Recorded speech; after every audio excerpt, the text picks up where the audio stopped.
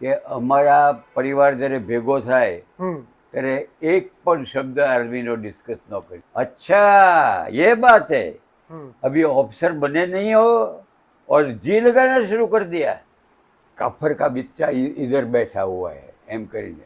એટલે હું એકદમ ક્રાઉલિંગ કરતો કરતો કરતો ગયો અને ત્યાં જે ઝૂંપડા હતા ને એ ઝૂંપડામાં ઘૂસી ગયો. સામાન્ય રીતે એવું મનાય છે કે ગુજરાતી પ્રજા એ વેપારી પ્રજા છે અને નોકરિયાત પ્રજા છે. એવા વાતાવરણ વચ્ચે વર્ષો પહેલાં એક ગુજરાતીએ ઇન્ડિયન આર્મી જોઈન કર્યું અને એના પછી એમના ત્રણેય પુત્રોએ પણ ઇન્ડિયન આર્મીને જ કેરિયર તરીકે પસંદ કરી. તો આવો મળીએ એવા વિરલ વ્યક્તિત્વ મેજર નીતિનભાઈ મહેતાને એક સિવિલિયન તરીકે એમની દેશભક્તિને મારા સેલ્યુટ છે. જય હિન્દ.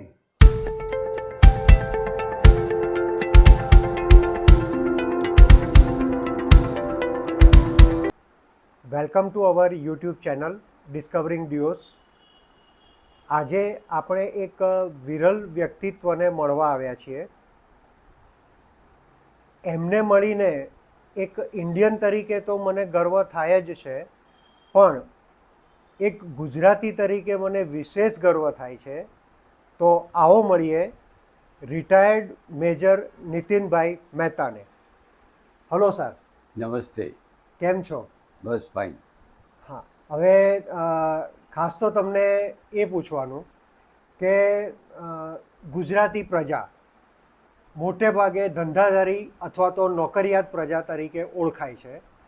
તો વર્ષો પહેલાં તમે એક ગુજરાતી તરીકે આ ઇન્ડિયન આર્મીમાં જોડાવાનું કેવી રીતે, કયા સંજોગોમાં નક્કી કર્યું? એમાં એવું છે ને દુષ્યંતભાઈ કે માણસને જ્યારે જન્મે પછી થોડોક સમજણો થાય ત્યારે એને મનમાં કઈ ટાઈપનું વિચાર છે અથવા તો કઈ ટાઈપના વિચારો એને આવે છે. હું જ્યારે નાનો હતો ત્યારે અમે અગાશીમાં સૂતા અને અગાશીમાં હું તારા અને બધું જોયા કરું. અને પછી આ જન્મ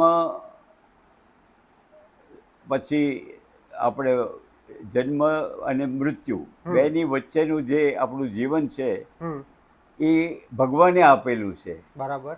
તો એ વખતે હું નાનો હતો ત્યારથી મને એમ થતું કે પૈસા કમાવવા કે ખૂબ મોજશોખ કરવી એ જરૂરી નથી કંઈ, પણ કંઈક જુદું કામ કરવું જોઈએ કે જે તમને સંતોષ થાય કે જન્મ આપ્યો છે તો આપણે એને ઈશ્વરને પણ એને જન્મ આપ્યો એને આપણે આભાર ચૂકવી દીધો. અથવા તો આપણો જન્મરો જે છે સાર્થક. હું નાનો હતો ત્યારથી પછી મને કસરત કરવાનો શોખ.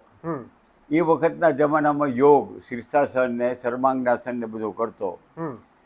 માલિશ કરીને પછી હું ત્યાં જ્યારે કસરત કરતો ત્યાર પછી મને જ્યારે ખબર પડી કે એનસીસી છે એટલે હું એનસીસીમાં જોડાનો. હવે એ એક બેકગ્રાઉન્ડ થઈ જાય. એનસીસીમાં અમને કેમ્પોમાં લઈ જાય, ત્યાં તમારું પેલું જુએ અને યુનિફોર્મ પહેરવાનો હોય એટલે અમુક ટાઈપનો ગર્વ થાય. અને લકીલી હું જ્યારે કોલેજમાં હતો ત્યારે બધા એ વખતે બોમ્બે સર્કલ હતું, ગુજરાત બોમ્બે એક હતું. તે આઈ વોઝ જજ as one of the best cadet to represent Republic Day parade. અને 1957માં હું રિપબ્લિક ડે પરેડમાં ગયેલો. અને એ વખતે પછી અમને ત્યાં રાષ્ટ્રપતિ ભવનમાં હાઈ ટી માટે બોલાવ્યા હતા. બરાબર. તે ત્યાં અમને પંડિત નહેરુ, ઇન્દિરા ગાંધી તો એ વખતે એમના સેક્રેટરી હતા અને બધા સાથે વીવીઆઈપી સાથે મળવાનું થાય એટલે ખૂબ અમને અમુક જાતનું આમ અભિમાન થતું કે જો આપણે કેવી રીતે બધાની સાથે ફોટા પડીએ. બરાબર.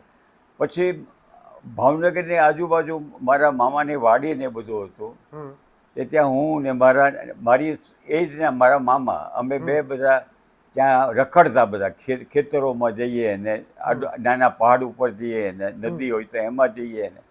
એટલે નેચર સાથે કોઈકનું ઘોડું પકડ્યું હોય તો સેડલ વગર ઘોડા ઉપર બેસી જઈએ અને એ પેલું કરીએ ઘોડે સવારીને. એટલે આવા બધા અમે અડપલા કરતા હતા. અને મનમાં એમ કે કુદરત સાથે કેમ કુદરતનું જાણવાનું મળે. એ વખતે એટલા પૈસા તો હતા નહીં કંઈ. બરાબર. એટલે અમે કંઈ દૂર દૂર જઈને કે એવી ટુરિસ્ટ પ્લેસમાં કે એમ જતા નહીં. પણ હું મારા ફ્રેન્ડને લઈને આમ ક્રોસ કન્ટ્રીમાં લઈ જતો, કે કોઈ ખાડા ટેકરાવાળી જગ્યામાં લઈ જાઉં, એવો બધો શોખ.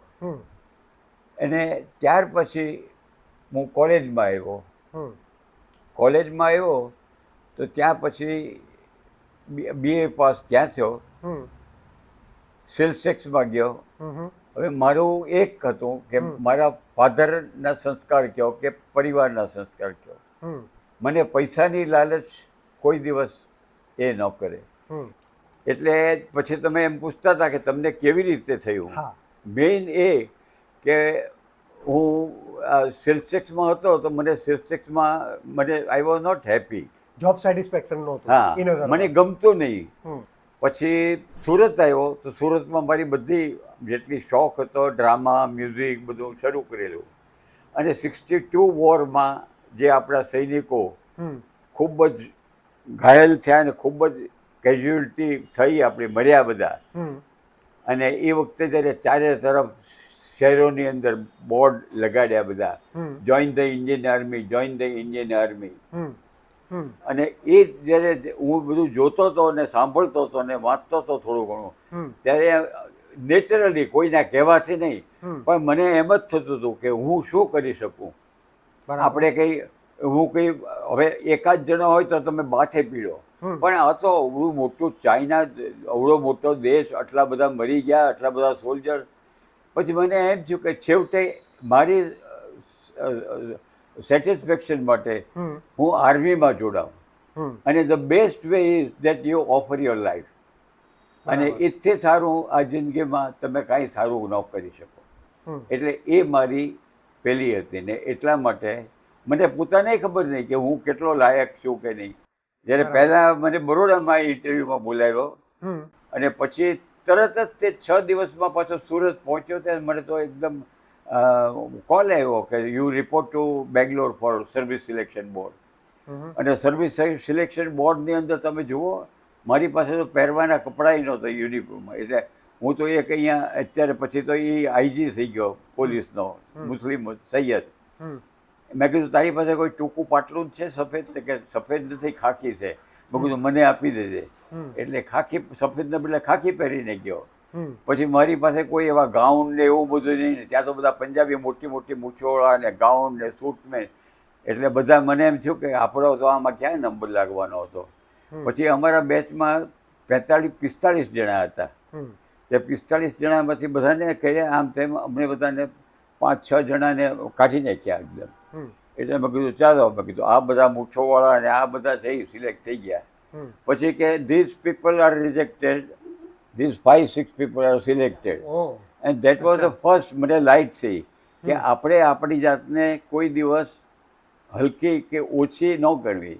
આ બહારના જેટલા દેખાવવાળા છે, મૂછોવાળા ને આ ને તેને, એ જ્યારે આ જે ટ્રેનિંગ છે એ એક ચારણી જેવું છે કે તમને દરેક રીતે ચાળી નાખે.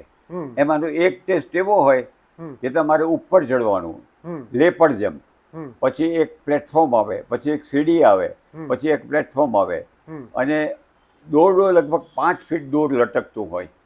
અને હવા ચાલતી હોય એટલે દોરડું આમ થાય. એટલે તમે ત્યાં સુધી પહોંચો એટલે તમારે પછી જમ્પ કરવાનું હોય દોરડું પકડીને. એટલે પહેલાં માણસ શું કોમન સાયકોલોજી કે પડશો તો કેટલા દૂર પડશો, એટલે આમ જોયે કે 40 ફીટ છે તો બહુ છે. પછી જુએ કે આ સરું પેલું હલ્યા કરે છે, અને પેલો જે છે નીચે જોયા જોઈએ તમારા એક્સપ્રેશન કે એનામાં ફિયર કેટલી છે, આ તે. હવે હું જ્યારે ગયેલો ત્યારે મેં કહ્યું સારું સિલેક્ટ થવું હોય તો આ દોરડું આમ હવે જ્યારે પાસે આવ્યું ત્યારે જાય બજરંગબલી કી જય કરીને દોરડું પકડ્યું. પણ ટેકનિક મને આવડતી નહોતી એટલે સુર શૂટ કરીને આવ્યો, હાથ બધા છોલાઈ ગયા, લોહી નીકળેલું. એ થયેલું. પણ એની હાઉ આઈ વોઝ સિલેક્ટેડ. અને I join army at the age of 28. હવે મારા ગ્રાન્ડસન ગયો છે એની 18 ઉંમર છે. એટલે 18 થી પછી તમે 2-3 કહો એટલે 22-23 વર્ષની ઉંમરે એ લોકો થઈ જાય અને મારી જે ઉંમર હતી 28 વર્ષ એટલે હું મેજર થઈ જાય ત્યારે મેજર તરીકે હું રિટાયર થયો એટલે બરાબર. એ હતું ને એ that was one of the force hmm. કે મને એક ઇન્ડિયાનું બહુ દાઝી આવ્યું કે ભાઈ આપણી પાસે કેમ કોઈ એવું નથી એક ઇન્ડિવિજ્યુઅલ તરીકે આપણે આપણું જીવન આપ્યું છે હમ. તો જીવનમાં બેસ્ટ કામ તમે શું કરી શકો કે ભાઈ you can sacrifice your life for the sacred cause right. That was my in my mind. Okay, ઠીક છે. એટલે એ રીતે તમે હા. ઇન્ડિયન આર્મી જોઈન કરી. હા બરાબર. હવે બીજું તમને પૂછવાનું એવું છે કે તમે તો ઇન્ડિયન આર્મી જોઈન કર્યું, હા બરાબર, પણ એના પછી તમારા જે 3 સન છે, શ્રેયમનભાઈ, શ્રેયભાઈ અને શ્રેયસભાઈ, એ 3 સને પણ પોતાની કેરિયર તરીકે આર્મીને જ પસંદ કરી. તો એમને કઈ રીતે એ કન્વિન્સ હતા કે એમને પણ આર્મીમાં જ જવું છે? હવે એમાં એવું છે ને કે સૌથી પહેલાં તો એ અમારી સાથે જ તે જ્યાં જ્યાં રહ્યા છે હમ. ત્યાં એ અમારી સાથે જ તે આર્મી મારું જ્યાં રેજિમેન્ટ હતી ત્યાં ત્યાં રહે છે. બરાબર. હવે એ રહ્યા છે ત્યાં શું એક્ટિવિટીઝ થાય, હમ. ત્યાં સ્પોર્ટ્સ થાય, એક જાતની સ્પોર્ટ્સ થાય અચ્છા. અને સ્પોર્ટ્સમાં પાછું રેજિમેન્ટલ લેવલ થાય, બ્રિગેડ લેવલ થાય, કમાન્ડ લેવલ થાય અને ખૂબ સરસ નાઇસલી ઓર્ગેનાઇઝ. હમ. ફૂટબોલ થાય, વોલીબોલ થાય, હોકી થાય, બોક્સિંગ થાય, સ્વિમિંગ થાય, હોર્સ રેસ થાય, મોટરસાઇકલ રેસ થાય, કેટલી વસ્તુ થાય, ટ્રેકિંગ પર જવાનું થાય, આ તે. હમ. એટલે એની અંદર એક જાતનું એ લોકો જુએ. પછી પિકનિકો થાય. હવે તમને એક પિકનિકની વાત કરું. અમે ફિરોઝપુર હતા ત્યારે પિકનિકમાં ગયા હમ. અને એ વખતે ત્યાં બધા સૂટ બૂટમાં બધા હતા. હમ. એટલે 3 કમાન્ડિંગ ઓફિસર હતા. અમારો હતો સરદારજી અને એક જણે એમ કીધું કે ચાલો 3 રેજિમેન્ટથી કઈ રેજિમેન્ટના બહાદુર સોલ્જરો છે કે આ સતલજ નદીમાં પડીને દેખાડે. હમ. એટલે અમારો સીઓ સૌથી પહેલો સૂટ સાથે હા સોનિયા સતલજમાં ગયો. પછી બધા એને અમારા ઓફિસર હતો એ પડવા માંડ્યા. એટલે પેલાને એમ થયું કે આ તો મેં તો ક્યાં કીધું, એટલે એને પડવું જોઈએ ને. તો એ કે તમારા ગણજો ને અમારા એ ગણજો કે. એટલે એ ટાઈપનું થાય. અમારો એક સીવો હતો એ ગઝલનો ને બહુ શોખ. મને ગાવા બાવાનો શોખ થોડો, એટલે થોડું ગાઈએ ને એવું બધું કરીએ અમે. પછી 4:30-5 વાગ્યા સુધી અમે થઈ. હું પેક રેજિમેન્ટમાં હતો એટલે જ્યાં ખચ્ચરો હતા ત્યાં તે ખચ્ચરો હતા અને એની અમારે 25 ઘોડા હોય તે પીટીને બદલે અમારે રાઇડિંગમાં જવાનું. હવે 5:30-6 ને મળસ્કું થઈ ગયું ને સૂરજ ઉગી ગયો એટલે કે ચાલો we will go to 193 regiment. સીઓને કે prepare breakfast for us, take care horses. એટલે ઘોડા ઉપર 6:30 વાગે અમે ત્યાં ગયા બ્રેકફાસ્ટ કરવા. એટલે આ ટાઈપનું બધું પેલું હોય એટલે એ બધું છોકરાઓ જોવે. અચ્છા, એટલે નાનપણથી જે મોટિવેશન જોતા તો હતા મળે. એના લીધે હા. એ ફેસિનેટેડ થઈને એમને પણ પછી ઇન્ટરેસ્ટ ડેવલપ થયો. એઝ એ પેરેન્ટ તમને કહું કે અમે સિકંદરાબાદમાં હતા ત્યાં અમારા રસોડું અને ડ્રોઈંગ રૂમ વચ્ચે એક આટલી દિવાલ હતી, લગભગ એમ માનો ને કે 8 ફીટ ઊંચી. અને શ્રેય બહુ નાનો હતો, 2-3 વર્ષનો કે એટલો કંઈક હશે. તે એને ઉપર ચડવું હતું એટલે મેં ખભે બેસાડીને ઉપર ચડાવ્યો. પછી આમ બેઠો ત્યાં. પછી મેં કહ્યું ત્યાંથી કૂદકો માર. એ ઊંચું હતું એને હિસાબે. તે કે એનો પગ બગ ભાંગશે તમે તો પછી સીધો હોસ્પિટલ લઈ જવો પડશે. હો મેં કીધું Shrey are you jumping or not jumping? પપ્પા હું ખુદીશ એમ કરીને ત્યાંથી એને જમ્પ માર્યો. મેં કીધું he will join the army. એ વખતે તો નાનો હતો. બરાબર. મેં કીધું he will join the army. Right. પછી એક દાખલો તમને શ્રેયસનો કહું. હા. શ્રેયસ જ્યારે બીએસસીમાં હતો ત્યારે પ્રિલિમમાં ફેલ થયો. એટલે એનો એચઓડી હતો અહીંયા પાસે, એટલે જ્યાં ક્લાસીસ ત્યાં કે ભાઈ આને ફેલ થયો છે ફિઝિક્સમાં અને તમે ફિઝિક્સના એને એચઓડી છો તો ટ્યુશન. તે કે આ તો અમારો કોર્સ પૂરો થવા આવ્યો, હવે આ તો છેલ્લા પ્રિલિમ પછી તો એન્યુઅલ આવશે. રાઈટ. અને અમે તો કે 75 ઓવરવાળાને લઈએ છીએ કે એ લોકો વધારે 80% ને એમ લાવે નહીં. પછી બીજી જગ્યાએ ગયા તે કે અમે ફેલિયરને નથી લેતા કે. એટલે આ બધું સાંભળ્યા. બરાબર. પછી એક સાઉથ ઇન્ડિયને કીધું કે હું આવીશ પણ તમે 9,000 રૂપિયા કે એવા કંઈક લઈને આવજો. હવે પૈસા હતા નહીં, પણ તોય આમ તેમ કરીને હું હતો નહીં અહીંયા, આમ તેમ કરીને એને ના હું બહાર ગયો હતો કંઈ, પછી હતો ઘરમાં જ તે. એટલે આ લોકો ત્યાં ગયા અને એ બધું ચોપડા ને એનું જે હતું ફેલ થયેલો કયા ઓછા માર્ક દેખાડવા માટે એમ ગયો. એટલે એને 2-3 કલાક વેઇટ કર્યા ત્યાં. પૈસા લઈને ગયો હતો, બોલાવ્યો નહીં એને. એટલે પાછો આવ્યો, પાછો આવીને એને ચોપડા પછાડ્યા મારી સામે જ તે ધડીંગ દઈને. એટલે મેં શાંતિથી સાંભળ્યું. મેં કહ્યું શું છે? પપ્પા, I will not do any tuition from today onwards. હા, બોલ કેમ? પપ્પા, either I will fail or I will prove myself. Okay. હા, એટલે પછી મેં એને વઢવાને બદલે કીધું, મેં કીધું શ્રેયસ, તું ફેલ થઈશ ને તોય તે હું માનીશ કે તે ડિસ્ટિંક્શન લીધું છે, કારણ કે this is A challenge you have accepted in life. અને જે માણસ આ બી ચેલેન્જ એક્સેપ્ટ કરે છે ને એ સક્સેસફુલ બને છે. અને એ શ્રેયસે પછી એવું નક્કી કર્યું કે હું ફિઝિક્સમાં મારે વાંચવું જ છે ને ખૂબ મહેનત કરી. અને એ જ શ્રેય પાછી જ્યારે એનું પેલું હતું ફાઇનલ એક્ઝામ થઈ, એક્ઝામ આપી બધી, અને he was the gold medallist in physics. અને એ જ્યારે ગયો ત્યારે આખું પ્લેટફોર્મ વડોદરાનું ભરચક કેટલાય, કોઈક રાષ્ટ્રધ્વજ આપે ને, કોઈક કાંક કરે ને, કોઈક લોહીથી ટીકો લગાડે ને. બરાબર. એટલે તમને જવાબ મળી ગયો કે કેવી રીતે ગયા એ. તો એ આવી રીતે કે પેરેન્ટ્સે એ જ્યારે સારું કરે પણ જે સોશિયલી અથવા તો કરપ્ટ લાઈફમાં એ એક્સેપ્ટેડ નથી, એને એક્સેપ્ટેડ છે એ આપણે ન એક્સેપ્ટ કરો અને યુ ફેસ ધ ડિફિકલ્ટીઝ. ચડતા ઝાડ કરોળિયો ભોંય પડી ગભરાય, વણતું ટેલે તાંતણે ઉપર ચડવા જાય. એમ હું બધાને કહું છું, લેક્ચરમાં એ કહું છું કે જે એ કરોળિયાને અનુરૂપ થાય છે એ લાઈફમાં સક્સેસ થાય છે. બરાબર છે. એટલે તમારે લાઈફમાં ફેલિયરથી ગભરાવું ના જોઈએ અને સતત તમારે પ્રયત્ન કરતા રહેવું જોઈએ, તો જ સક્સેસ તમને મળે. હા, તમારે જીવનની સારી સાઈડમાં નફો નુકસાન નથી જોવાતું. જો નફો નુકસાન જોતા હો તો તમે સાચી ને સારી લાઈફ જીવી નહીં શકો. તમે એક મેલ ગુગળી અને કરપ્ટ લાઈફની અંદર તમારે જે સંસારિક સુખો છે, ખાવા પીવાનું આ તે ભૌતિક જે છે સુખો, એ બધું કે ભાઈ, પણ કોઈને ખબર નથી કે આમાંથી કાંઈ સાથે આવવાનું નથી. બરાબર છે. ઓકે સર, હવે બીજું તમે જે તમારા ગ્રાન્ડસનનો ઉલ્લેખ કર્યો કે હમણાં જ એને એનડીએમાં જોઈન કર્યું એડમિશન લઈને. હા, તો અત્યારના યંગ જનરેશન પાસે જ્યારે આજના યુગમાં આટલી મલ્ટિપલ કેરિયરમાં મલ્ટિપલ ચોઇસીસ છે સિલેક્ટ કરવાની, તો એમાં પણ એને આ જ ફિલ્ડ કેમ પસંદ કરી? હા, એનો જવાબ એ છે કે એક તો ફેમિલી ટ્રેડિશન. ઓકે.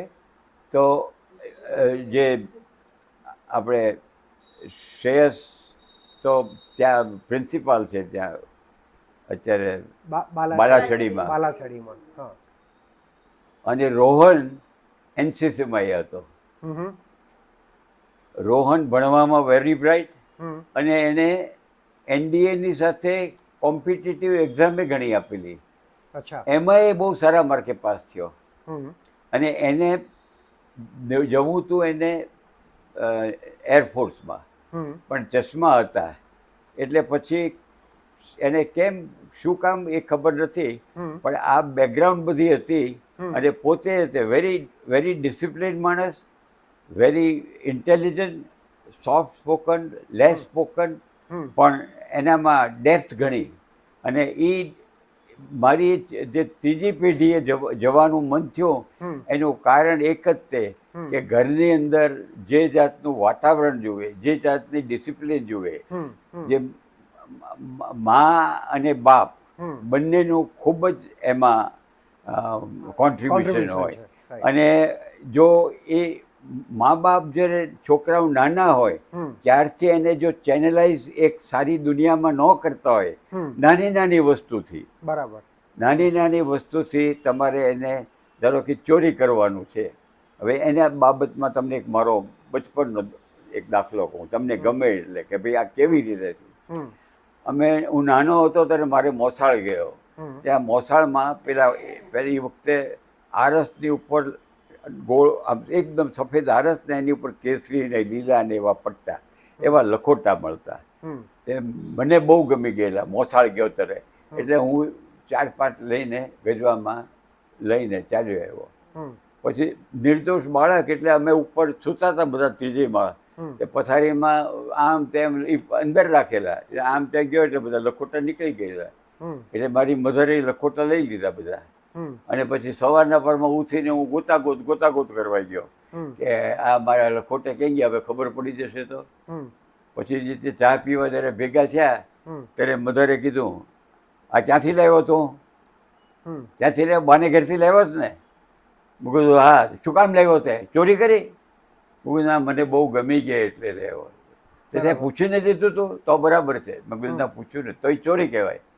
હવે એમ કર કે આ લખોટા લઈને જાય અને બૂટ ચંપલ કંઈ પહેરતો નહીં, હાથમાં રાખજે.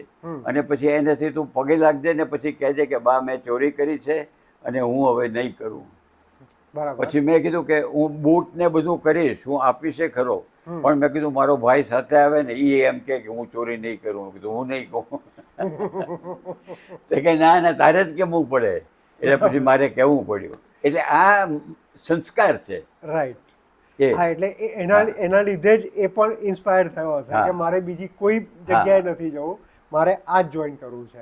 એટલે તમે રોહનનું કીધું એટલે રોહનનું હું કહું કે એવી એક પ્રસંગોમાંથી એ જે યંગ છોકરો હોય છે બરાબર એ જોતો હોય છે અને એનામાં પછી એનાલિસિસ કરવાની એ તાકાત હોય છે. આપણે એને અંડર એસ્ટિમેટ કરીએ. ઘણી વખત મા બાપની સાથે સામે બોલે નહીં, પણ એ એનાલિસિસ આપણી કરતાં વધારે સારું કરી શકે.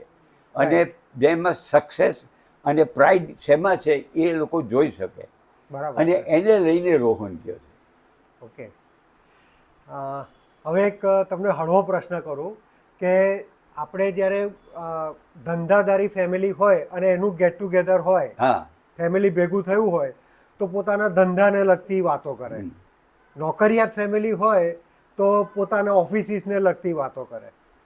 તમારું ફેમિલી તો આખું ડેડિકેટેડ ટુ આર્મી છે. તો તમે લોકો જ્યારે ભેગા થાવ ત્યારે તમારા વચ્ચે કઈ ટાઈપની વાતો થતી હશે ઇન જનરલ? પહેલું વાક્ય કે અમારા પરિવાર જ્યારે ભેગો થાય ત્યારે એક પણ શબ્દ આર્મીનો ડિસ્કસ ન કરીએ. ઓહ, અચ્છા. હા, અમે જુદી જુદી વાતો બધી કરીએ. ધારો કે કોઈ એવો માહોલ હોય તો કંઈ, હવે કોઈ એવી મજાની વાત તમને એક હું કહી દઉં. ઇન્ડિયન મિલિટરી એકેડેમીમાં અમને પહેલે દિવસે બધાને ફોલ ઇન કરીને નામ પૂછે બધાના. હું જનોઈ પહેરીને કહેલો કે ભાઈ આપણે આમ છે તેમ છે. એ રસ્તા લગા કે કોણ આયા હે पंडित जी? क्या नाम है? नितिन मेहता. अच्छा ये रास्ता निकालो. जनोई काढ़ीને મૂક્યું. क्या नाम है तुम्हारा? चैटर्जी. अच्छा चैटर्जी, तुम्हारा नाम क्या है? मुखर्जी. अच्छा मुखर्जी, तुम्हारा नाम क्या है? बैनर्जी. अच्छा ये बात है, अभी ऑफिसर बने नहीं हो और जी लगाना शुरू कर दिया.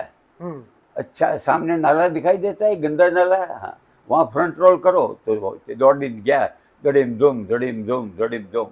अच्छा वो जो उधर दिखाई देता है नो नाला, हाँ वो नाला में क्राउलिंग करके आओ.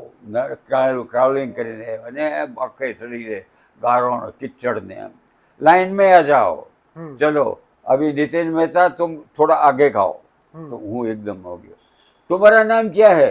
सब मुकर. तुम्हारा नाम क्या है? सब चैटर. तुम्हारा नाम क्या है? सब बैनर. अच्छा भी लाइन में आ गया ना, अभी दौड़ो चलो. બરાબર. એટલે આવા બધા હોય તો ચોકડે મારી પાસે બધા કે ભાઈ કંઈક વાત કરો અથવા તો કંઈક બોલો અથવા કંઈક ગાવાનું, એવી રીતે ભેગા થઈએ. અને કંઈક એવું કહેવા જેવું હોય તો શેર કરીએ કે જે અનકોમન હોય. બાકી કોઈને એક ખ્યાલ રાખીએ કે બને ત્યાં સુધી કોઈનું મન ન દુભાય એવી વાત શું કહેવાય એના કરતાં શું ન કહેવાય એનો ખ્યાલ વધારે રાખતા કે બરાબર. કઈ વાત કરવાથી ભેગા થયેલા છે એમાં કોઈને દુઃખ ન પહોંચે એ કરતા. બરાબર. એટલે કહેવા કરતાં ન કહેવાનું વધારે પેલું કરતા. બરાબર. અચ્છા, હવે તમારી જે આ આર્મીની જે કેરિયર છે એ કેરિયર દરમિયાન હા, આમ તમે તો- કીધું કે આમ તો ઘણા બધા પ્રસંગો, હા, હા. પણ યાદગાર પ્રસંગો હા, તમારી હા. દ્રષ્ટિએ હું તમને મારા એક તો તમને વોર નહીં પણ હાઈ એલ્ટિટ્યૂડનો કીધું હમ કે આ જે તમને કીધું મેં કે અમે મને નવા અમે બબીનાથી અમને ડિસેમ્બરમાં કીધું કે તમારે ત્યાં નેફાની અંદર જવાનું છે તમારી ઘોડા ને ખચ્ચર ને બધું લઈને. અને અમે મીસામારી ઉતર્યા. મીસામારીથી ઉતરીને અમે ટાંગાવેલીમાં એક દહાંગ નામની જગ્યા છે એ દહાંગમાં અમારો રેજિમેન્ટ ત્યાં પેક રેજિમેન્ટ જે ખચ્ચરોવાળી હતી ત્યાં અમે સુકાન કર્યું. પછી મને એક જોબ મળ્યો, કામ એટલે કામ આપ્યું મને સીઓ એ કમાન્ડિંગ ઓફિસર કે તમારે 40 ટ્રક લઈને તમારે તમારી જે બેટરી રહેવાની છે એ લગભગ 17-18 હજાર ફીટ ઉપર છે. અને એ તમે જશો તો વચમાં બોમ્બડીલા આવશે, સફર કેમ્પ આવશે, પછી આગળ જશો તો સેલા આવશે, સેલાથી પછી જશો તો ટ્રાફિક ચેકપોસ્ટ આપશે, ત્યાંથી જમણી બાજુ જશો એટલે કેલા આવશે, કેલાની પહાડ પછી તમારે જો આવશે એ કેલા ફૂ આવશે, ત્યાં તમારે જવાનું છે. એટલે હું તો મારો યુનિફોર્મ પહેરીને ટ્રકો તૈયાર થઈ ગયા એટલે એમાં આગળ બેસીને હું ત્યાં રાત્રે, એ વખતે એક જ રસ્તો હતો વાલીખપોંગથી જવાતું અને બીજો રસ્તો હતો કાચો જ્યાં 1 ટન નાની ગાડી જઈ શકે અને આજુબાજુ ખાય, કોઈ પ્રોટેક્શન નહીં, કોઈ ફેન્સિંગ નહીં, કોઈ વોલ નહીં.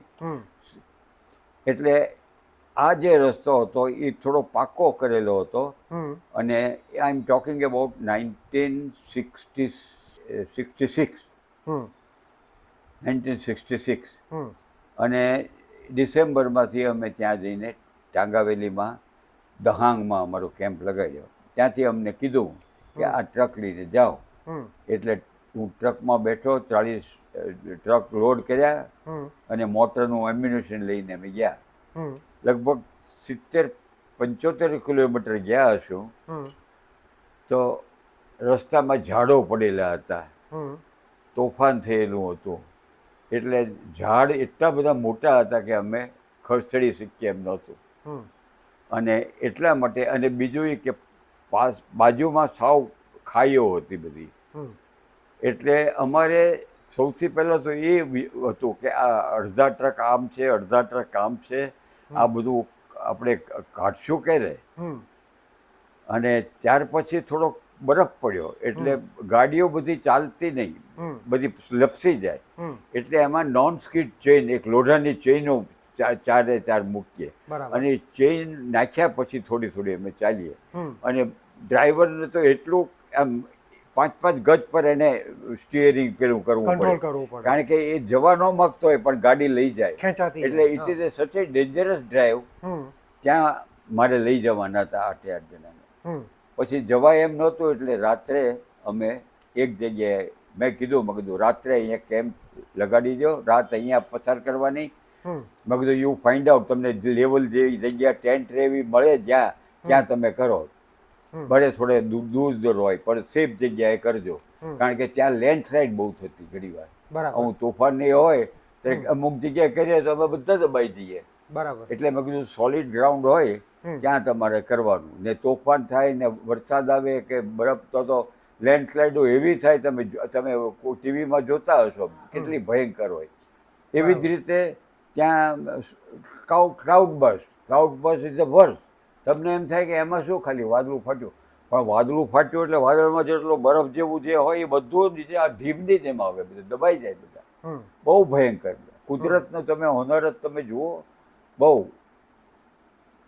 પછી ત્યાં અમે ગયા ત્યાં તો આવું થયું બધું એટલે અમે ટેન્ટમાં ઘૂસી ગયા. હમ મેં તમને વાત પહેલાં કરેલી રિપીટ કરું છું, કારણ કે તમે રેકોર્ડ કરો છો. હમ યાદગાર પ્રસંગની વાત. બરાબર છે.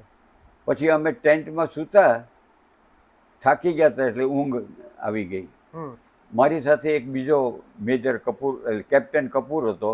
હમ મને કે સર જલ્દી જલ્દી સો જાઓ, સુબહ જલ્દી જાના હે. મેં કીધું હા સો જાઓ. હમ એ એની સ્લીપિંગ બેગમાં સૂઈ ગયો થોડોક દૂર, ને હું આ સ્લીપિંગ બેગમાં સૂઈ ગયો. રાત્રે સૂતા હતા, બધા જુવાનો બમાનો સૂઈ ગયા, બધા ગાડીઓ એમને ઊભી રાખી, સાવ શાંત એકદમ. હમ અને કુદરતનો કહેર ચાલુ હતો. હવે અમે તો સૂઈ ગયા હતા એટલે અમને ખબર જ નહીં કે બહાર શું થાય છે, હમ વરસાદ આવે છે, તોફાન છે, શું છે, એમને ખબર જ નહીં. એટલે રાતમાં મિડનાઇટે હમ 2:30-3 વાગ્યા હશે, હમ એક ધબ લઈને અમારી ઉપર કાંક પડ્યું બધું. ઓહ એ પડ્યું એટલે અમને થયું કે આ શું, કઈ લેન્ડસ્લાઇડ થઈ કે કંઈ ઝાડ પડ્યું, શું થયું, અમને ખબર જ નહીં કે શું. પણ something brought pressure on us. Okay. અને આમ એ વજન જ હતું, કોઈ પોઇન્ટેડ વસ્તુ ન દેખાડી. હમ એટલે અમને થયું કે આ આમ પેલું છે, લેવલ છે, પણ આ છે શું કંઈ, એટલે અમને જરાય ખબર ન પડી. બરાબર. અને પછી થોડી વારે અમને મૂંઝારો થવા માંડ્યો. હમ ટેન્ટ પડ્યો એટલે નહીં, પછી પેલો એકચ્યુઅલી અમને પછી ખબર પડી હમ કે બરફ પડતો હતો. ઓહ અને એ બરફ પડતો હતો, એ બરફ પડવામાં કોણ જાણે ભગવાનની મહેરબાની હોય કે શું, હમ અમારા ટેન્ટનો ફ્લેપ હતો એ એક બાજુ તરફ નમી ગયો, હમ અને ત્યાં એક મોટું બાખોરા જેવું પડી ગયું. અચ્છા. અને એમાંથી અમને ઓક્સિજન શ્વાસોશ્વાસ મળતો હતો. બરાબર. હમ એટલે અમે તો Survive થઈ ભગવાનનો ગયા. પાડ માને ને કે ભાઈ જુઓ, આ દટાઈ જવાના હતા અમે બરફમાં ટેન્ટની નીચે. અમને ખબર ન પડે કે શું કામ મરી ગયા એમને. જો કે પછી મર્યા પછી કોણ જોવાનું છે, પણ કોઈને ખબર ન પડે કે આ કેવી રીતે શું થયું. બરાબર. પછી પેલો કપૂર હતો ને, એ કપૂર થોડોક ટડક્યો, થોડોક હમ ડરી ગયો. હમ એટલે મને કે સર मैं तो बाहर निकलता हूँ, मैं तो कोई दूसरे टेंट में जाके. मैं बोला दूसरा टेंट तुम कहाँ ढूंढेंगे रात को अभी इतना इसमें तूफान में. હમ नहीं सर मैं तो जा रहा हूँ. એ બહાર ગયો હમ અને 5 મિનિટમાં તો મને કે सर मैं तो मर जाऊंगा, यहाँ तो बहुत ठंड है. तो मैं मैं क्या करूँ अभी. सर मैं आपकी स्लीपिंग बैग में आ जाऊँ. मैं कहूँ तुम्हारी स्लीपिंग बैग में जाओ. सर वो तो मुझे मिलेगा नहीं, यहाँ कुछ मिल नहीं सकता है, यहाँ तो बर्फ पड़ा हुआ है. मैं बोला अच्छा तुम्हारा लाइफ सेविंग के लिए I must help you out, you come to my. એટલે બંને જણા સ્લીપિંગ બેગમાં સૂકતા અમે. બરાબર. એ જો કપૂર જો આવ્યો ન હોત તો એ તો ત્યાં બરફ થઈ જતી તો ત્યાં. રાઈટ. પછી સવારમાં બેટમેન આવ્યો. બેટમેન ગોગલ્સ, સ્નો ગોગલ્સ પહેરીને આવ્યો ને આમ જોયું બધું ટેન્ટની જગ્યા. હમ તો એને પછી થયું કે ટેન્ટ કે બીજી જગ્યાએ હશે. સાબજી ચાય, સાબજી ચાય એમ કરીને 2-3 વાર બોલ્યો. હમ એટલે અમે ઉપર હતી એટલે સંભળાતો નહીં. હમ એટલે પછી કપૂર કે ચાય આવી લાગીશ કે. હમ તે મેં કીધું હા મુન્નુસ્વામી લાવો ચાય. એટલે એને કોઈ જોયા નહીં, એટલે કેટલી ફેંકીને એ તો ભાગ્યો ત્યાં હવાલદારની પાસે કે ભાઈ વહાં સાબ નહીં હે. તે કે સાબ કहाँ ગયા? તો कौन खा गया? जमीन खा गई एम કરીને हवालदारे એને डांट्यो. नहीं साहब नहीं है. तो क्या है? साहब उधर भूत है साहब का. बोलता क्या भूत है, क्या कैसे पता लगा?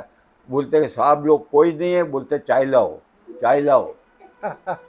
તે કે એને ગાળી આપીને કહે ચાલ મારી સાથે કે. પછી જોયું हाँ ये टेंट का पोल टूटा हुआ पोल नहीं दिखाई देता तुमको, ये साहब लोग अंदर डट गए हैं, चलो गिनती मिलता लाओ એમ કરીને ધડાધડ કરીને અમને બરફમાંથી બહાર કાઢ્યા.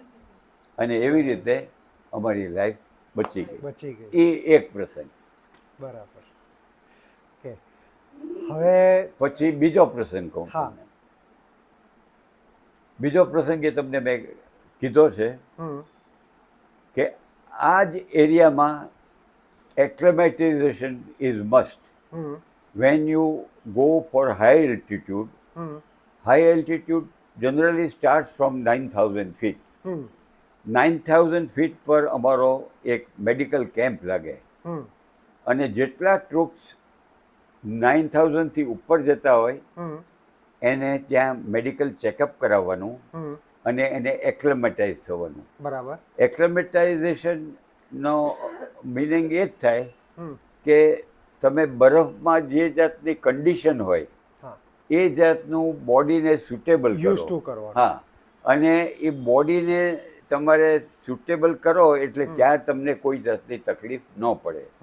અને ઇટ ઇઝ મસ્ટ. હવે એક્લેમેટાઇઝેશનમાં શું કરે કે પહેલે દિવસે રેસ્ટ, બીજે દિવસે તમને થોડુંક પ્લેન રસ્તો જે હોય એની ઉપર ચાલવાનું, ત્રીજે દિવસે તમને ખાલી વોટર બોટલ ને હેવર શેક આપે અને તમારે થોડાક પહાડ ઉપર જવાનું. ચોથે દિવસે તમને હેવર શેક વોટર બોટલની સાથે તમારે તમારા બૂટ, તમારો ડ્રેસ એ બધું એ તમને બેકપેકમાં આપે. એટલે અમે 0-8 પેક કહીએ એમાં નાખે. પછી થોડુંક વધારે ગ્રેડિયન્ટવાળું ક્લાઇમ્બ કરવાનું. પાંચમે ને છઠ્ઠે દિવસ તમારે હથિયાર, એમ્યુનેશન બધું તમારે સ્ટીપ ક્લાઇમ્બ કરવાની. બરાબર. એટલે તમે એમ કહો ને કે તમે જ્યારે 10 ફીટ ચડો ત્યારે તમે 2 ફીટ ચાલે એટલું ડિસ્ટન્સ કવર થાય. બરાબર. એટલે અને તમે જેમ જેમ હાઈ એલ્ટિટ્યૂડ પર જતા જાઓ એમ તમને પ્રાણવાયુ, ઓક્સિજનની કિંમત તમને ખબર પડે. તમને એક એની વાત કહી દઉં, ગમશે. એક માણસ હતો, એ એના છેલ્લા દિવસો ઉપર હતો અને આઈસીયુમાં મૂક્યો. અને આઈસીયુમાં મૂક્યા પછી એને ઓક્સિજન ઉપર મૂક્યો. 1, 2, 3 દિવસ, 4 દિવસ પછી ઠીક થવા માંડ્યું. એટલે પછી ઓક્સિજન કાઢી લીધો અને કહ્યું પછી કે sir you are all right, now you will be discharge. Very nice એમ કરીને એને બિલ આપ્યું. બિલ આપીને જોયું એણે, અને જોતા જોતા એને એમ જોયું તો એને આંખમાંથી આંસુ પડવા માંડ્યા. એટલે ડૉક્ટર પેલો સમજી ગયો, sir are you unable to pay the bill? No, it is not like that. What is the problem? તો કે પ્રોબ્લેમ એ છે કે આટલા વર્ષ સુધી જેણે મને મફતમાં ઓક્સિજન આપ્યો એને હું યાદ કરતો નથી, અને તમે ઓક્સિજન આપ્યો છો, આ તમારું બિલ, પણ હું જે રડું છું એ મને કે મેં પ્રભુને, ઈશ્વરને ઓળખ્યો નહીં. કે આખી જન્મો ત્યારથી અત્યાર સુધી મને ઓક્સિજન તો એણે આપ્યો છે કે એને હું કેવી રીતે ભૂલી ગયો કે એ. એટલે આવો નાનો એનેક્ડોટ છે, પણ એ લેસન લર્ન જેવા જેવો. પછી બીજું તમને કહું કે હું હાઈ એલ્ટિટ્યૂડ પર હતો ત્યારે આ જ્યારે મારે કોન્વોય લઈને જવાનું હતું ત્યારે બીજો એક પ્રસંગ યાદગાર એવો થયો કે બરફ પડ્યો, એને લઈને 2 દિવસ અમારે રોકાઈ જવું પડ્યું. ત્રીજો દિવસ ચાલતો હતો ત્યારે મને હાઈ એલ્ટિટ્યૂડની ઇફેક્ટ થવા માંડી. અને હાઈ એલ્ટિટ્યૂડની ઇફેક્ટ થાય ત્યારે લંગ્સમાં ધીરે ધીરે પાણી ભરાઈ જાય, અને પાણી ભરાઈ જાય એટલે તમે શ્વાસ ન લઈ શકો. શ્વાસ ન લઈ શકો એટલે તમને ઓક્સિજન ન મળે, અને પછી તમને એકદમ હાર્ટ ફેલ થઈ જાય. હવે એ જ્યારે તમને ફેફસા ન તમારા કામ કરવા માંડે એટલે પુલ્મોનરી એડીમા થાય. હા, એ થતાં પહેલાં તમને અમુક સિમ્ટમ્સ થાય.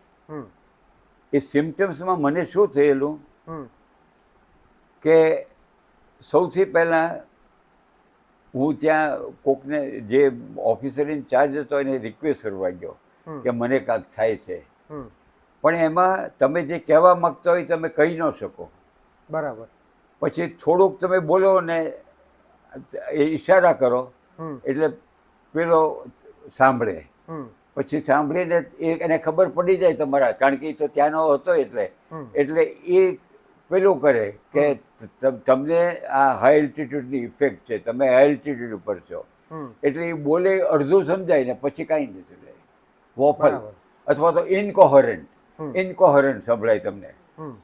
એટલે પછી મને કહે યુ વિલ ગો ટુ જંગ ઇઝ લોઅર લેવલ 10,000. એટલે હું સમજી ગયો. અને એમાં બીજું એ થાય કે એરર ઇન જજમેન્ટ, તમારું જજમેન્ટ તમને એમ લાગે કે આ તો સાવ પાસે છે, અરે આ તો સાવ 5 ફીટ જ છે, અહીંયા તો કૂદકો મારું પણ 50 ફીટ ડીપ હોય. ઓહ, એટલે it is very dangerous. Right. Error in judgement. Hmm, પછી તમારું સ્પીચ ખરાબ થઈ જાય, હમ, માઇન્ડ, હમ, હાર્ટ બધું વીક થવા માંડે. અને બરાબર. હું ત્યાં જ્યારે ગયો ત્યારે મને ગરમ ગરમ ચા આપી, 2-3 કંબલથી દાબીને સુવાડ્યો, હમ, અને નેક્સ્ટ ડે પછી હું રસ્તો ક્લિયર થતા વિધાઉટ એક્લેમેટેશન લોઅર એરિયામાં જતો રહ્યો. પછી એ બરાબર. બીજો. ઓકે. એટલે એ I have seen death from very close quarter. Right. અને ત્રીજો હમ, મારો વોરનો એક્સપિરિયન્સ. રાઈટ. હું ગુરખા સાથે હતો. હમ, ગુરખા રેજિમેન્ટનો ફોરવર્ડ ઓબ્ઝર્વેશન ઓફિસર. હમ, અને રાત્રે અમારે 12 વાગે એટેકમાં જવાનું હતું. હમ, હવે એ વખતે ગુરખામાં 2 ટાઈપના પણ લે. હમ, એક કે ખૂબ દારૂ પીને જઈએ, ને બીજા એમ હમ, કે દારૂનું ટીપું એ લેવાનું નહીં જ્યાં સુધી આપણે ઓબ્જેક્ટિવ કેપ્ચર ન કરીએ. હમ, એટલે અમે એમાં હતા.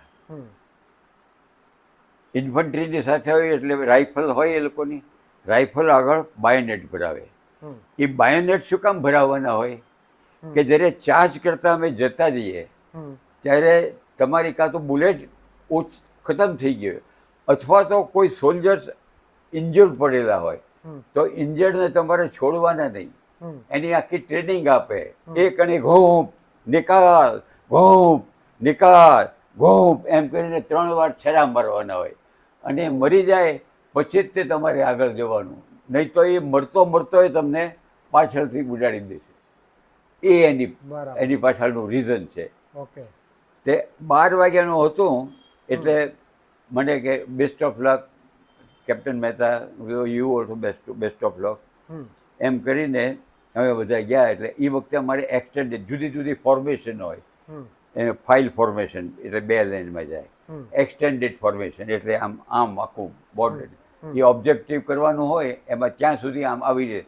વચમાં નદી આવે, નાળા આવે, પહાડ આવે, જંગલ આવે, જે આવે, પણ આ પોઝિશનમાં જવાનું. હમ, એક સાયલેન્ટ એટેક હોય હમ, અને બીજો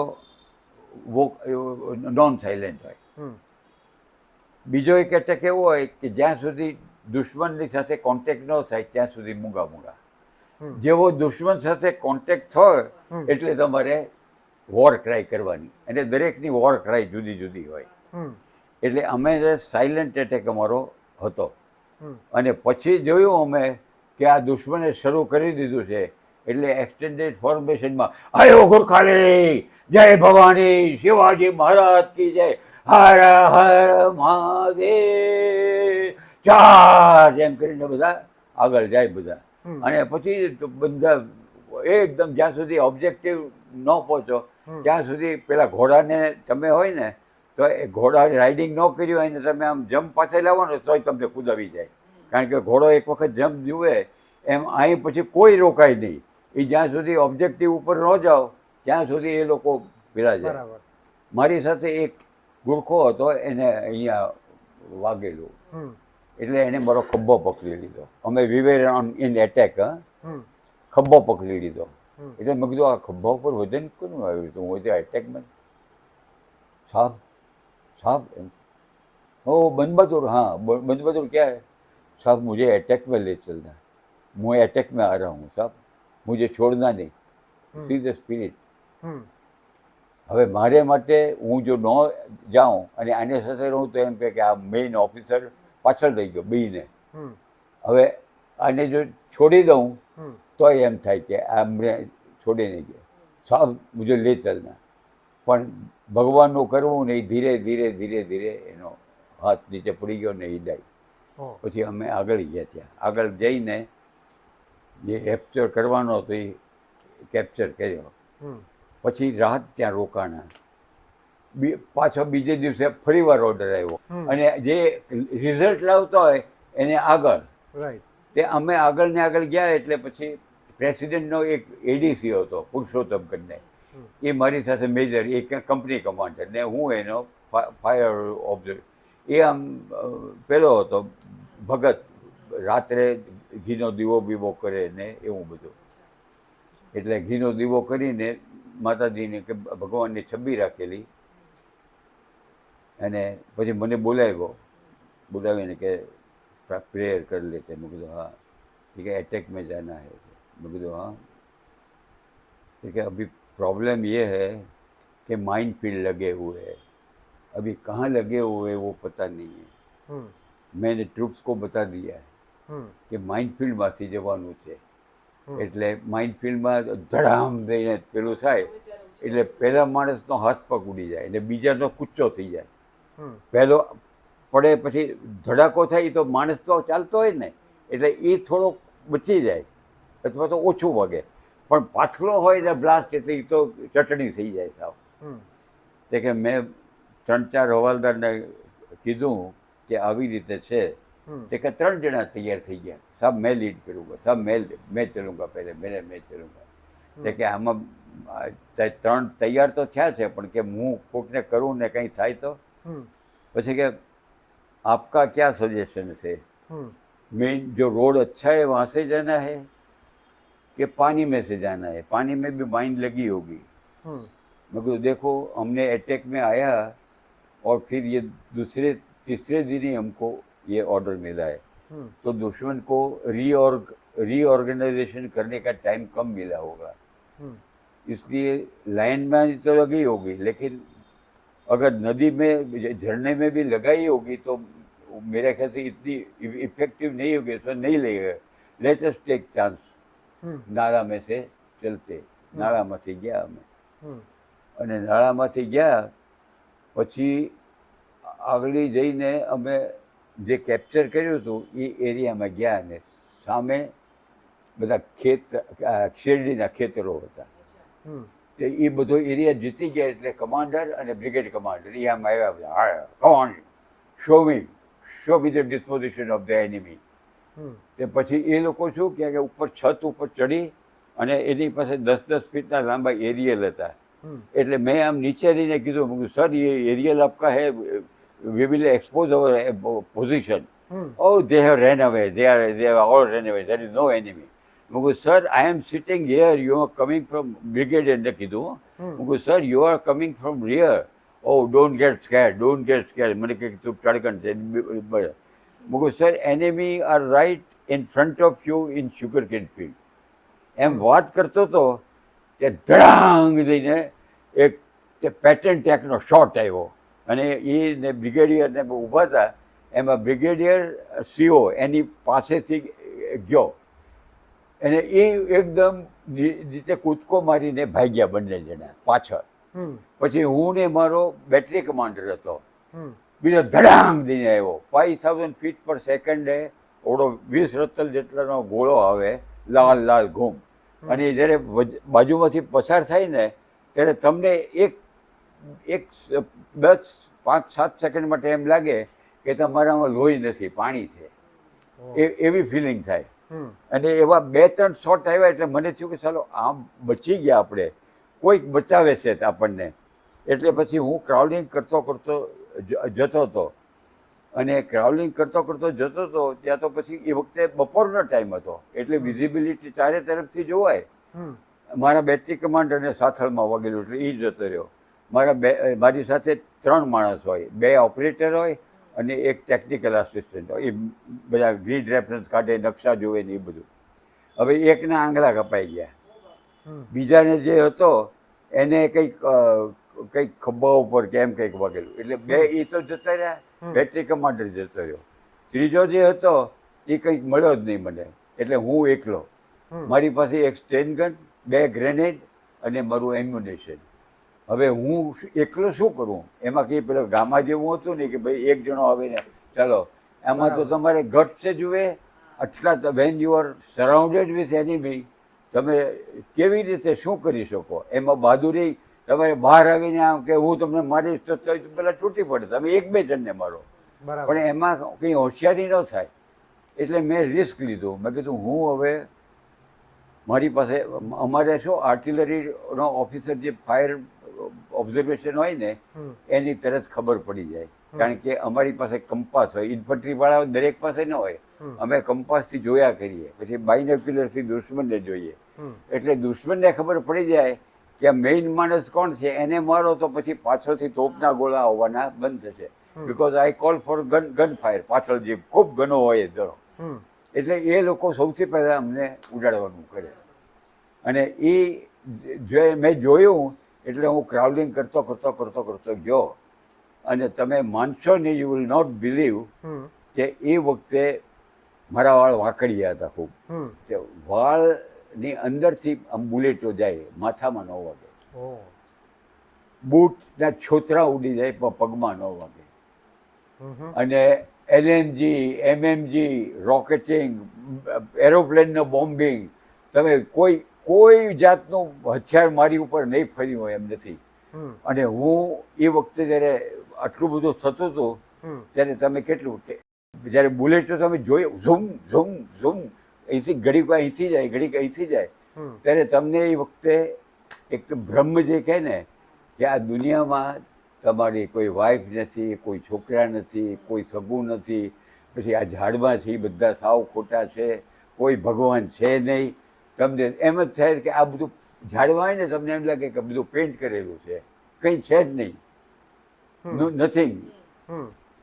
એ ફિલિંગ્સ એની વચ્ચે કે તમે બચવાની કેટલી ઉમ્મીદ કરો કે ભાઈ કદાચ 5-10 સેકન્ડ બચી જઈશ, 1 મિનિટ બચી જઈશ. અને જેમ જેમ બચતા જાઓ એમ તમારી લાલચ વધતી જાય કે જો મને 1-2 મિનિટ તો બચાવ્યો છે, હવે કદાચ બચી જઈએ, કોને ખબર. એટલે એમાં ને એમાં એ પેલું કરતા મારા વાળ એટલા બધા હતા આમ ખરવા માંડી એકદમ. એટલે ટેન્શન હોય કે જે હોય પણ હાથમાં આવવા માંડ્યા. અને હું ક્રાઉડ કરતો ગયો ત્યાં. પછી મારી પાસે નકશા હતા, એમાં બધું માર્કિંગ હતું, સિગરેટ. મેં કીધું આ મને જો પકડશે ને તો આ બધું એનામાં હાથમાં જશે. એટલે મારી પાસે ખાવાનો ચમચો હતો અને ખાવાનું 5 દિવસ પહેલાં આપેલું, એ આમ ખોલ્યું મેં. અને પછી સહેજ મેં કીધું હવે છેલ્લું ભારતનું અન્ન ખાઈ લઈએ. એટલે મસ્ત ખાધું નહીં એ વખતે, શું ખાઈને પછી મેં ચમચીથી થોડો ખાડો ખોદ્યો, નાનકડો ખાડો ખોદીને મેપ હતો એ મેપ દાટી દીધો. મેપ દાટીને ઉપર ધૂળ નાખીને મારો લંચ ને જે કંઈ ખાવાનું હતું ઉપર ફેંક્યું, એટલે કોઈને ડાઉટ ન હોય. એને એક નાનકડું કિક્કરનું બાવળનું ઝાડ હતું, એમાં કંઈ મોટો છાંયો કે આ કે તે કે કાંઈ નહીં. પણ એ બાવળે ઝાડને કોણ જાણે કેમ હોય, એ ભગવાનને રોપ્યું હોય કે જે હોય તે, બિલીવ ઇટ ઓર નોટ. પણ મને વિશ્વાસ નહોતો. પણ બચી ગયા પછી એમ થયું કે હું કેવી રીતે બચ્યો, કારણ કે આ એક પૂરું નહોતું. હું સાંભળી શકતો હતો કાફર કા બચ્ચા ઇધર બેઠા હુઆ હૈ એમ કરીને. એટલે હું એકદમ ક્રાઉડિંગ કરતો ગયો અને ત્યાં જે ઝૂંપડા હતા ને એ ઝૂંપડામાં ઘૂસી ગયો. ત્યાં એ ઝૂંપડામાં ઘૂસી ગયો એટલે પછી આ લોકો કહે કે ઇધર હોગા. પછી એક જગ્યાએ પેલા ગોબરથી બનાવેલા હતા તબેલો, ગમાણ હોય ને, ગાયની ગમાણ, એમાં બધું છાણ ને ખાતર ને બધું નાખે. અને એ આમ ઉપરથી નીચે ઉતરવાનું હતું. તે હું એની અંદર જઈને ગમાણમાં મારી ગ્રેનેડ પેલી ઓટોમેટિક રાઇફલ લઈને, સ્ટેન ગન લઈને આમ ઊભો છો. પછી ગ્રેનેડ કાઢ્યો મેં. કહ્યું ગ્રેનેડ આવે કે પેલી પાકિસ્તાનનો ગ્રેનેડ. પણ ગ્રેનેડનું પછી એ વખતે પાછું ટીચિંગ યાદ આવે કે ગ્રેનેડ તમારે ફેંકવો હોય તો નીચેથી ઉપર ન ફેંકાય, ઉપરથી તમે ફેંકો તો તમને કાંઈ ન થાય, નીચે તો એના સ્પ્લિન્ટર તમારી ઉપર જ આવે. એટલે ગ્રેનેડ પાછો મૂક્યો. પેલું ફાયર કરવા ગયો તો એક તો એમ્બ્યુલન્સ માઇન્ડ થઈ ગયું હોય, એટલે મારેથી ઓટોમેટિક મુકાઈ ગયું. થયું એટલે બધું મરાઈ ગયા, હવે તો દુશ્મન ગોતી કાઢશે. એટલે પાછું મેં બંધ કર્યું. બંધ કરીને પછી હું ગમાણમાં નીચે માથું નાખીને આમ રગડીને સૂઈ ગયો. મેં કીધું જે થવાનું એ થાય. એટલે એ લોકો આવ્યા ત્યાં, ગમાણમાં જોયું, એક સ્પ્રે કરી દો ઇધર કોઈ નહીં હોગા. એટલે ઓટોમેટિક ગનથી ડર ખૂબ ફાયરિંગ કર્યું. પણ હું તો ગમાણમાં હતો એટલે પેલું જે હોય પેલું છાણનું બનાવેલું એને બધી બુલેટો ખાઈ લીધી. પછી ત્યાંથી નીકળી ગયા એટલે પછી પેલો લકડ પકડિયા દાના અને એમાં જેમ સંતા કુકડીમાં હોય ને, એટલે મેં એવું કરેલું કે હું જોતો હતો કે ભાઈ કઈ બાજુ વધારે જાય છે. જે બાજુ વધારે જતા હતા ને જોઈ લે એટલે એ જગ્યાએ હું જાઉં. એટલે ત્યાં પછી એટલું મોટું બધા ન આવે. બરાબર. પછી છેવટે મને એમ થયું કે how it is too much, I am demanding too much for my life. એટલે એક ઝૂંપડું મળતું હતું. બસ ફાયરિંગ થાય ને, ગન ફાયરિંગ આ તે, એટલે ત્યાં કાચા ઝૂંપડા હોય, મોટું જ હતું પણ એટલું બધું મોટું એ નહીં. તે એની ઉપર ફાયર થઈ ગઈ. એટલે મેં કીધું આ જ આપણું છે, છેલ્લે તો બધા આમાં જ જવાનું છે. એટલે હું ઝૂંપડામાં ઘૂસી ગયો. હવે ઝૂંપડામાં ઘૂસી ગયો પછી એટલી અક્કલ નહીં કે અહીંયા તો કાર્બન મોનોક્સાઇડ ગેસ બધો ધુમાડો નીકળે, તે એનેથી જ તમે મરી જાઓ, ફાયરથી મરવાને બદલે. એટલે મેં વોટર બોટલ કાઢીને થોડુંક પાણી નાખ્યું, થોડુંક પીધું અને શ્વાસ લીધો. મેં કીધું હવે તો આ તો એટલે પાણી આમ વળીઓ ને એ બધું આમાં ભડકા નીકળતા હતા ને. એટલે મુસલમાનો બળીને મળવું પસંદ ન કરે. એટલે ત્યાંથી એ લોકોના માણસો આવ્યા અને એને સ્પ્રે કરો, સારા શું કહે લોકો, કાફીર કંઈ હોગા સ્પ્રે કરો એટલે ડર કર્યું. એક પણ બુલેટ ન વાગી મને.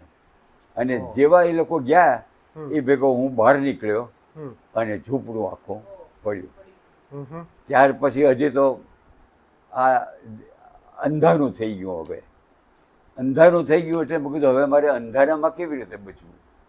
એટલે એ લોકો સવારના ભાગમાં ગામના ત્યાં અગાશી ન હોય, ધાબા હોય, ગારાના મકાનો ને ઉપર ધાબા હોય, તો એ હું ધાબા ઉપર ચડી ગયો અને એ લોકો અંધારું થયું એટલે નીચે ઉતર્યા. અને ટાર્ઝનની જેમ એક ઘરમાંથી બીજા ઘરમાં 4-4, 5-5 એની અમને ટ્રેનિંગ મળે હો ત્યાં આર્મીમાં. ખાડા ખોદવા, ખાડા ડબલ ખાડા કેવી. એટલે એ વખતે મને સ્ટ્રાઇક થયું કે આ એ વખતે આકરું લાગતું હતું પણ આવામાં કામ આવે. એટલે જમ મારતો હું એક ઘરથી બીજા ઘરમાં અને નીચે તો કોઈને ખબર જ ન પડે. પણ થયું એવું કે હું ખૂબ થાકી ગયો હતો અને પછી થાકી ગયો હતો એટલે બરાબર જમ્પ ન થયો એટલે હું પડ્યો. મને થોડું સ્ટ્રેન જેવું થઈ ગયું. પછી હું ત્યાં બેઠો રહ્યો. પછી સાવ શાંત થયું થોડુંક. રાત મોડી થઈ ગઈ, રાત્રે 11-12 વાગ્યા છે. એટલે હું ચાલતો આમ ગયો ગઈ. પછી આમ કંપાસમાં બેરિંગ જોઈએ એટલે એવું થાય કે ત્યારે બેરિંગમાં તમે જો સ્થિર ન રાખો ને તો અહીં 90 હોય ને તો એમાં અહીંયા 180 આવે અહીંયા. એટલે મારે 90 જોવા હતા પણ મને દેખાય 180 એમ. એટલે મને એમ થયું કે આ જ મારી ડિરેક્શન છે પણ એ ડિરેક્શન એનિમીની હતી. એટલે હું એ તરફ જોવા માંડ્યો. ચાલતો ધીરે કંઈ ખબર નહીં, આમ ચાલી ન શકું. પછી પાસે ગયો તો બધા પરોઢિયા જેવું થવા આવ્યું હતું. ખાખી ડ્રેસ પહેરેલા બધાને, બધા જનાબ કરીને વાત કરે. મેં કીધું ચાલો આ તો હું તો પાકિસ્તાન ટેરિટરીમાં એટલે ઓક્યુપાઈડમાં આવી ગયો. એટલે મેં એકદમ પાછળ જઈને હું બેસી ગયો. મેં કીધું મગજને શાંત કરું, કંપાસ સરખો જ હોય એવી રીતે. એટલે હોમ સાઈડના બેરિંગ હતા એ મેં જોયા. એટલે મેં કીધું આ ખોટી દિશા છે, હું અહીંથી મારે પાછા જ જવાનું છે, આગળ નથી જવાનું. એટલે હું પાછળ જતા આમ તેમ. એ વખતે મને કોઈએ શૂટ કર્યો હોય તો હું મારી ન શકત, મારા હાથ બાથમાં જરાય સ્ટ્રેન્થ નથી. ચાલતા ગયો તો સવારનું પરોઢ જેવું હશે, થોડું આમ સૂરજનું લાઇટ નહીં પણ લાઇટ આવ્યું હોય એવું લાગે છે, તમને જોઈ શકો. એટલે સામે ખાલી 5-7-8 મીટર જેટલું ડિસ્ટન્સ બાકી હશે. ત્યાં મેં તાર જોયા, તાર લાગેલા ને એની ઉપર માઇન્ડ ફિલ્ડની એમાં ટ્રાયેંગલ હોય ને, ફેમિલી ટ્રાયેંગલ જે હોય ફેમિલી પ્લાનિંગનો, એના કરતાં રિવર્સ જે હોય એ અમારે માઇન્ડ ફિલ્ડમાં લાગે. એટલે મેં કીધું હું ચાલું છું એ માઇન્ડ ફિલ્ડ છે. અને આટલા કદમ હું ચાલ્યો એમાં મારો માઇન્ડ ફિલ્ડમાં પગ નથી પડ્યો. હવે આટલું જ ડિસ્ટન્સ છે અહીંથી આ દિવાલ જેટલું કે તમારી કાર ઊભી જેટલું. હવે એ ડિસ્ટન્સ મારાથી કપાશે કે મને માઇન્ડ ઉડાડશે. એટલે તમે વિચાર કરો કે જિંદગીને એક પછી એક અનેક નિરાશામાં એક અમર આશા છુપાઈ છે, કલાપીનું જે છે તે. એવી રીતે તમે આગળ જાઓ અને પછી આગળ જોયો તો ત્યાં એક માણસ હેન્ડ્સ અપ હેન્ડ્સ અપ એમ કરીને મને શૂટ કરવા માટે કર્યું. મારા હાથ ઉપર નહોતા થતા એટલે મેં હેન્ડ્સ અપ ન કર્યું. મેં કીધું ભલે મારવું હોય તો મારી નાખે. એટલે આમ લથડિયા ખાતો ખાતો ગયો. અરે મહેતા સર આપે, મહેતા સર આપે એમ કરીને મને ભેટી પડ્યો. પછી થોડોક સ્વસ્થ કરીને કે મહેતા સર आपके लिए बातें चल रही है, कोई बोलता है कि डरपोक बन के पीछे चला गया है, कोई बोल के मर गया है, कोई बोलता है POW बन गया है, लेकिन आप इधर टेरिटरी में से एनिमी टेरिटरी में से आ रहे हैं, हम देख रहे हैं आपको कि आपके ऊपर क्या बीती होगी. અને એ હતું મારું. આ એક તમે કહો ને યાદગાર પ્રસંગ. યાદગાર યાદગાર. હા એટલે અને પેલું જીવ હથેળી ઉપર લઈને તમે ચાલ્યા એવું જ કહી શકાય ખરા અર્થમાં એમ. બરાબર છે. ઓકે, હવે આપણે સમાપન, હા આપણે સમાપન તરફ જઈએ. તો તમે તો સોલ્જર તરીકે આવી યશસ્વી કારકિર્દી તમે ભારત માતા માટે આપી જ છે, પણ તમારા અર્ધાંગીની એટલે કે જે હાફ સોલ્જર છે એને પણ આપણે યાદ કરવા જોઈએ. મારે કહેવું મારે કહેવું ન જોઈએ, પણ she is the bravest of the all. એનો એક એને કહેલો દાખલો મને. શું કહેતા હતા તમે? બ્રેવેસ્ટ ઓફ નહીં એટલે અમારા તમને કદાચ હું જ્યારે સેલ્સ6માં હતો ત્યારે આ ડ્રામાનું ને બધું કામ મને પ્રિન્સિપાલ બધા કહે એટલે થોડુંક એમ કે આઈ વોઝ નોન સ્ટુડન્ટ.